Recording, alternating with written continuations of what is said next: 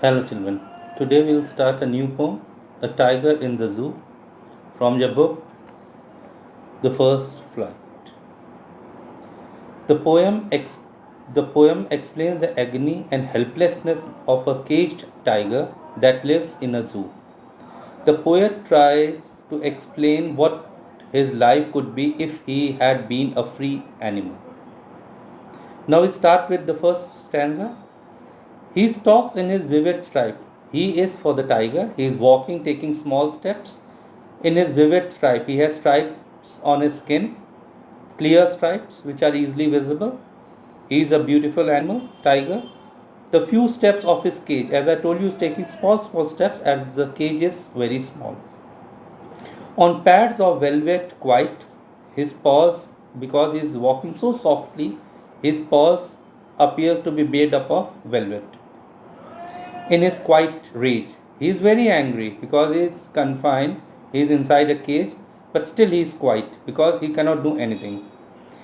So the rhyme scheme for the first four lines is ABAB. Poetic device is personification. The tiger is personified because the poet refers him as he. Metaphor. Tiger's paws are compared with the velvet. That's why it's metaphor. Enjambment is a sentence which continues to the next line. Imaginary. Poet tries to create an image about the tiger. He stalks in his vivid stripes. Then consonants. Consonants use of S sound. Consonants is for consonant. Consonants are the alphabet which are not vowels. Stalks, his, stripe. All three words have S. It gives consonants sound. Assonance, use of vowel sound, that is I, in, his, vivid, and stripes. Then oxymoron, the use of adjective which are opposite in meaning, and the two words which are opposite in meaning are quiet and rage. Now we move on to the second stanza. He should be lurking in shadow. Lurking means hiding, waiting for its prey. If the tiger was not in the cage, it would have been out, hiding in long grass, sliding through the long grass, moving slowly through the long grass, waiting for its prey. Its prey could be a deer as well, a fleshy deer, near the water hole. Water hole, a pool of water. He must be waiting near a water hole where a plump deer pass, waiting for a plump, a fleshy deer, to kill the deer, eat the deer, and satisfy his hunger.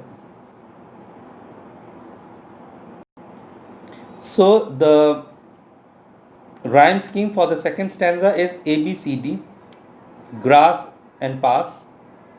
Again enjambment. Enjambment start sliding through the long grass near the water hole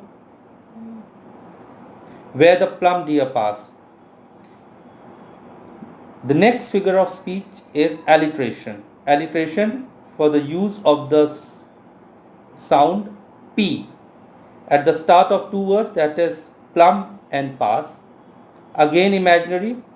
Imaginary, the poet tries to create an image of tiger's activity. And what is the tiger's activity? Lurking in shadow. Now we move on to the next stanza. He should be snarling around houses. He should be snarling, shouting, growling, roaring near the houses at the jungle's edge. These wild animals generally don't come out in open. So he would be standing at the edge of the forest, shouting, making the people aware of his presence. The poet wants to say that if the tiger would have been free, he would have snarled around the houses located at the outskirts of the forest. He would terrorize people with his sharp tooth and claws. He should be snarling around houses at the jungle's edge, baring his white fangs. Baring means to uncover, to show white fangs. his teeth, canines, his claws, terrorizing the village. So as I told you, he would be terrorizing people with his sharp tooth and claws. And here, the third stanza, the figure of the rhyme scheme is ABCD, followed by H, village, again encampment. He should be snarling around houses at the jungle's edge. That is encampment. The sentence continues to the next line without any pause or without any punctuation mark. Then comes the next figure of speech is onomatopoeia, using word which denotes sound. Just snarling. Snarling is a sound. It could be other examples not of this poem could be ringing of bells and so on. Again, assonance, use of vowel sound O and I. O for the words should, around and houses, and I for barring, his, white. Then consonants, use of consonant sound S, his fan, his claws. Now the fourth stanza, but he is locked in a concrete cell. But he is helpless as he is locked behind a concrete, a strong cell. Cell is a prison, could be his cage as well. His strength behind bars. So his strength is behind bars as the tiger is inside the cage. Stalking the length of his cage, he is measuring or taking small steps inside his cage because he can't do anything. He is inside the cage. Ignoring visitors. So why is he ignoring visitors? The tiger is behind bars, so his ferociousness is also behind the bars. He ignores the visitors because his power is restricted by the cage. So that's why he's not looking at the visitors at all. Now the rhyme scheme for the fourth stanza is ABCD, which is as followed by bars and visitors. And the poetic device, personification. The tiger is personified because the poet refers him as he. Assonance, use of vowel sound E. He locked concrete cell. Consonants, use of consonant sound S. His strength, bars. Again alliteration, use of sound B at the start of two words. Behind is B and bars is also starts with B. Now the fifth and the last stanza, he hears the last voice at night, the patrolling guard. So he hears the last voice which is of the patrolling car, could be of the guards or the people or the guards who are there, who have come there to check, who are there for the security purpose, and stares with his brilliant eyes at the brilliant star. So here the tiger is sad as he cannot do anything. Therefore he stares at the stars in the night, tries to divert his thought because he can't do anything. So there is no need looking at the visitors, no need looking at the patrolling cars. The rhyme scheme for the fifth stanza is ABCD. The rhyme scheme is followed by cars and stars. The poetic device again encampment. Line 3 continues to line 4 without any punctuation mark. Line 3 and stares with his brilliant eyes at the brilliant star.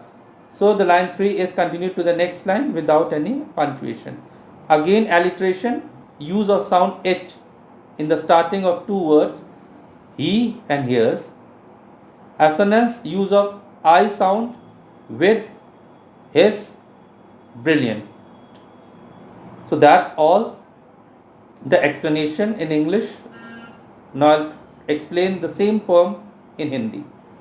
He stalks in his vivid stripes. He tiger के लिए कहा गया जो अपने शरीर की स्पष्ट धारियों के साथ अकड़ के पिंजरे के अंदर चल रहा है. The few step of his cage, वो छोटे छोटे कदम ले रहा है, वो कम कदम ले रहा है क्योंकि पिंजरा उसका छोटा है. On pads of velvet white in his quiet rage. उसके पाँव इतने धीमे धीमे चल रहे हैं कि उसके पाँव की आवाज़ बाहर तक नहीं जा रही है। वो क्रोध के बहुत क्रोधित है क्योंकि वो पिंजरे के अंदर है, और फिर भी वो अपने क्रोध को कंट्रोल किए हुए, संयमित किए हुए। He should be lurking in Shadow. अगर वो पिंजरे में ना होता तो वो आज बाहर होता, रात के अंधेरे में घात लगाए हुए, लंबी घास में खिसकते हुए, sliding through long grass near the water hole where plump deer pass. किसी भी जल के स्रोत के समीप वो इंतज़ार कर रहा होता कि एक मोटे ताजे हिरन का, जिसको गुजरते ही वो उसको दबोच लेता और खा के अपनी भूख मिटा लेता। He should be snarling around houses at the jungle's edge, baring his white fangs, his claws, terrorizing the village. वो घर के चारों ओर गुर्राते हुए, जंगल के छोर पर अपने नंगे मीन्स खुले हुए दिखाई देते हुए तीखे दांतों के साथ अब उसके पंजों से गांव वालों को आतंकित करता। अगर वो पिंजरे में ना होता तो यही होता, क्योंकि शेर चीते पिंजरे में नहीं होते हैं, वो जंगल में ही होते हैं, और वो अपने सम्मान के साथ, अपने प्रतिष्ठा के साथ वैसे ही चलते हैं, जीवन गुजारते हैं जिसके लिए वो जाने जाते हैं। But he is locked in a concrete cell, मगर वो एक मजबूत सेल के अंदर है, एक कोठरी के अंदर है जो पिंजरा है। हिज स्ट्रेंथ बिहाइंड बार, उसकी शक्ति, सारी शक्ति सलाखों के पीछे है। Stalking the length of his cage ignoring visitors, वो पिंजरे में अकड़ के चल रहा है लेकिन वह बाहर के लोगों को परवाह नहीं कर रहा, उनकी तरफ देख नहीं रहा, क्योंकि वो उनका कुछ बिगाड़ नहीं सकता, वो उनको डरा नहीं सकता। He hears the last voice at night, the patrolling car, वो गश्त लगाती हुई कारों, जो अंतिम कार की ध्वनि सुनता है, उसकी आवाज़ सुनता है। And stares with his brilliant eyes at the brilliant stars, और अपनी चमकदार आंखों से बाहर आसमान में चमकदार तारों को देखता है, क्योंकि वो बेबस है, वो कुछ नहीं कर सकता, वो उसकी सारी ताकत उसके किसी काम की नहीं, वो एक पिंजरे के अंदर बंद है, और यही अब उसका जीवन है। Thank you.